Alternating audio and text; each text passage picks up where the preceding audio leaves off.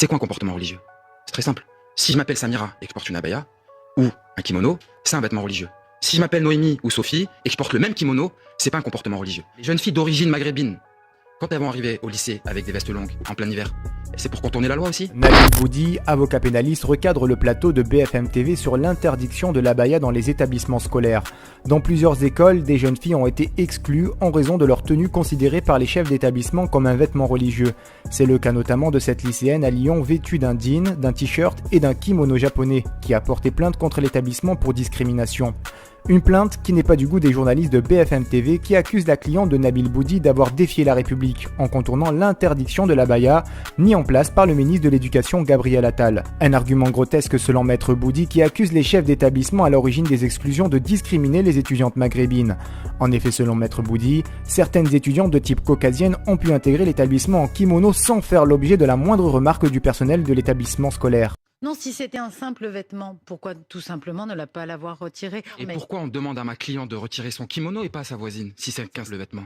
Pourquoi le chef d'établissement lui demande à elle seulement de le retirer? Parce qu'il pense, compte tenu de son faciès et de son prénom, que c'est un vêtement religieux. Là, l'hiver va arriver. Les jeunes filles d'origine maghrébine, quand elles vont arriver au lycée avec des vestes longues en plein hiver, c'est pour contourner la loi aussi? Si on fait une analogie avec le port du kimono, tous les vêtements maintenant vont être sujets à interprétation. Dit le président de la République, c'est que la laïcité ne se négocie pas et qu'au fond... les discriminations non plus ne se négocient pas. Les humiliations non plus se négocient pas. L'éditorialiste Laurent Neumann interpelle Maître Boudi regrettant l'époque où les parents ne remettaient pas en question les prises de décision des professeurs ou des chefs d'établissement. Des arguments qui ne tiennent pas la route selon Maître Boudi qui rappelle à l'éditorialiste que sa cliente a été victime d'une discrimination due à ses origines. En effet, selon Maître Boudi, la jeune lycéenne a été humiliée, extirpée par le CPE en plein milieu de son heure de cours devant tous ses camarades et exclue de l'établissement par le proviseur. Selon Maître Boudi, d'autres lycéennes de type caucasien portaient elles aussi des kimonos et n'ont fait l'objet d'aucune remarque. Comment on fait pour assimiler un vêtement religieux? La note vous dit, c'est en fonction du comportement de l'élève. C'est quoi un comportement religieux? C'est très simple. Si je m'appelle Samira et que je porte une abaya ou un kimono, c'est un vêtement religieux. Si je m'appelle Noémie ou Sophie et que je porte le même kimono, c'est pas un comportement religieux. Donc cette note ministérielle est en train de provoquer des discriminations.